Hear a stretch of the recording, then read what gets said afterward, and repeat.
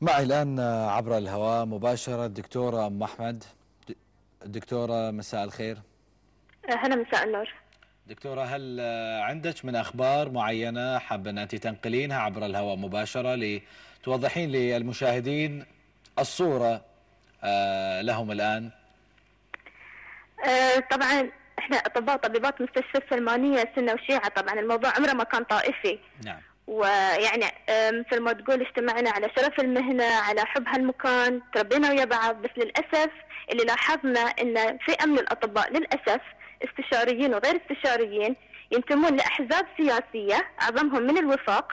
نعم. وكرسوا أو سخروا المستشفى باللي فيه حق أغراضهم السياسية للأسف. هل أنت متأكدة أنهم من الوفاق ويتلقون أوامرهم من الوفاق؟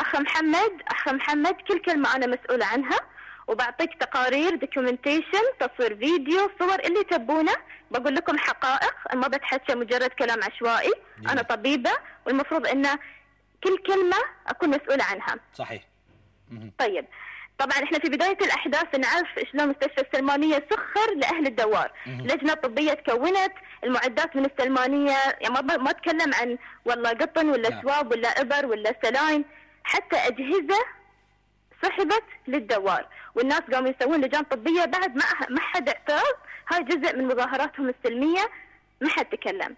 لكن لما توصل المرحلة للإساءة للمريض، للإساءة إلى شرف المهنة، لازم أحد يتحكى. يعني إحنا الفئة السنية في مستشفى السلمانية الماينورتي، يعني إحنا أضاحوا دمنا. يمكن أنت ما شفت أحد يتكلم من مستشفى السلمانية لأن إحنا الفئة القليلة، ومن بيحمينا؟ أنت تشوف الوضع الراهن. نعم. من المسؤول؟ أم أحمد، أنت كل يوم تروحين الدوام وترجعين، شلون تدخلين الدوام وهؤلاء المتظاهرين والمخربين الموجودين في مجمع السلمانية كيف يتعاملون معك؟ للأمانة هم اعتصامهم، المظاهرة الاعتصامية في حالهم، في مثل ما شفت أنت في مخرج الطوارئ. نعم. احنا كأطباء للأمانة ما حد اعتدى علينا لا كلاما، يعني لا لفظا ولا جسدا. نعم. بس طبعا انت تعرف تصريحات بعض الدكاترة لما اجبروا بعض الدكاترة على التوقيع، يعني هاي موضوع ثاني. انا بس ابى اوصل لكم الحقائق اللي صارت امس، اللي تحتاج يعني تدخل مو بس امني، تدخل عسكري. موثقة عندك ام احمد؟ موثقة، بجيب لكم الفيديو، بجيب لكم التصوير، وانا مسؤولة عن كلمتي. جميل، تفضلي سري لنا ما هي الاوضاع الان. طيب، بالنسبة لأمس، طبعا أنا مع احترامي حق كل الفئات، لما تتكلمون عن علي سلمان كأنه رمز مقدس في هاي الدولة، علي سلمان من أول الناس اللي يو طوارئ السلمانية، ويعني خطب تحريضية وتشجيعية للمعتصمين هناك في السلمانية. في السلمانية علي سلمان نعم. حضر السلمانية، وكان من الأوائل السباقون على خطبة التحريضية. جميل. على العموم، بالنسبة لأمس أنا بتكلم الإساءة للمريض، يعني إحنا كنا نسكت، بس لما توصل إساءة لمريض أو حياة مريض خط أحمر. صحيح. إحنا أطباء، يعني الطبيب اللي يسمح لنفسه أو الممرض أو الممرضة أنه يسيء لمريض مهما كانت جنسيته، مهما كان مذهبه، هاي لازم يسحب منه رخصة ممارسة المهنة. صحيح. يعني بقول لك أنا أحداث صارت أمس، طبعا عقب ما صارت أحداث أمس أحد أئمتهم وقف على منصة من المنصات في طوارئ السلمانية. تقدرين تقولين اسمه إذا كنتي تعرفين اسمه؟ للأسف ما أعرف، يعني هاي لا أبيد لكم اسمه والتفاصيل عنه بعدين، بس إنه هو من أئمتهم، لابس عمامة من أئمتهم مع احترامي لهم. أعلم صراحة تحديا حق الحكومة وحق الداخلية وحق كل من كان في البلد إن السلمانية تبعهم. السلمانية صارت منشأ عسكري تبعهم. امتلكوها خلاص محتلة اوفيشلي، محتلة رسميا. وزعوا 30 إلى 40 أشخاص من صوبهم في بوابات السلمانية على أساس يسوون سكرين من اللي يدخل ومن اللي يسمحون له يطلع. يعني السالفة صارت مهزلة. هاي شيء. الشيء الثاني، من الطلبة اللي استقبلوهم من الجامعة المصابين، واحد شاب مصاب كان في حالة أصيب، ما كان لا معها الطرف ولا معها الطرف الثاني. اكتشفوا ان اصوله مو بحرينية، مجنس. جميل. شنو كان ردة فعل الممرضات والناس اللي ما لهم علاقة بمهنة الطب بس متواجدين هناك؟ حاولوا يتعرضون له بالإساءة، حاولوا يضربونه. لو ما كان دكتور مو بحريني في قسم الطوارئ جزاه الله ألف خير، راح يخشه في قسم المشرحة. وصلنا لهاي المرحلة. خشاه في قسم المشرحه لحد ما تصرف بطريقه ما، يا احد بسيارته خذاه وداه للمستشفى العسكري، وانا عندي اسم الشخص وعندي صور مال هاي الشخص. حلو. طيب يعني شو اقول؟ انتوا قاعد تتكلمون عن وزير الصحه، وزير الصحه يعني ليش تنكرون الموضوع؟ وزير الصحه من مؤسسين حركه وفاق، يعني واحد من ثاني يوم من توليه المنصب يا يشرب الشاي والقهوه في الخيام المعتصمه ضد النظام، شنو تتوقعون منه؟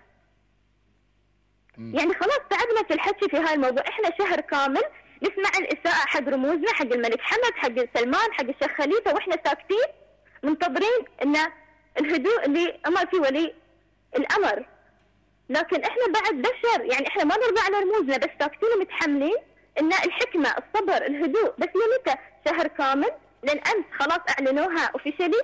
وبالنسبه لمداخله احد المشاهدين ان سيارات الاسعاف موجوده، سيارات الاسعاف خلاص تبعهم، وانا اكد لك انه يشيلون الناس من داخل المستشفى المتظاهرين ويوصلونهم لاماكن التظاهر والاعتصام بسيارة الاسعاف. بسيارات الاسعاف.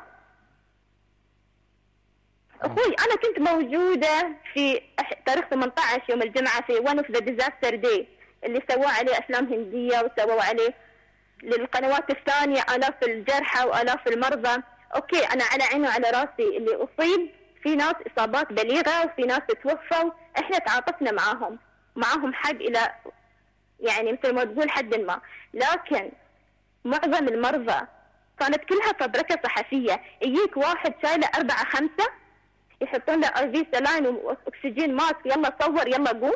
يعني ام احمد، ما صار اللي صار في الرفاع وبيان وزاره الصحه بان 772 حاله توجهت يوم الجمعه من الرفاع الى مجمع السلمانيه وتعرضت لاصابات، هل هذا يعني معلومه صحيحه؟ بعد نص ساعه الاطباء قدروا يعالجون 700 شخص وطلع من السلمانيه؟ للامانه العلميه انا كنت موجوده تاريخ 18، اقدر اقول لك اللي صار بالضبط، بس طبعا بالمنطق وبالعقل 700 مريض بيدخل السلمانيه، وين بيخلون 700 مريض في السلمانيه؟ ومعظمهم يعني حالات طفيفه، بس السالفه يسوونها مور دراما، يسوونها اذا المصورين قبل المرضى يرتبون يعني انا بعيني اشوف قبل بعض القنوات الغربيه اللي سحبت الصحفيين بعدين عقب التجمع الوحده الوطنيه، والله العظيم مئات الصحفيين قبل المرضى، كل مريض عليه 4 5 ممرضات والتصوير، والله العظيم المريض ما في شيء، مجرد اكسجين على حلقه ولا على هالفيس والسلاين. اوكي يمكن صار بعض استنشاق الغاز بعض الدخان، بس مو بهاي المبالغه اللي سووها. ما شاء الله عليهم ممثلين يعني. للاسف يعني انا اقول لك، انا ما اتكلم عن العاميه، عن العامه سوري.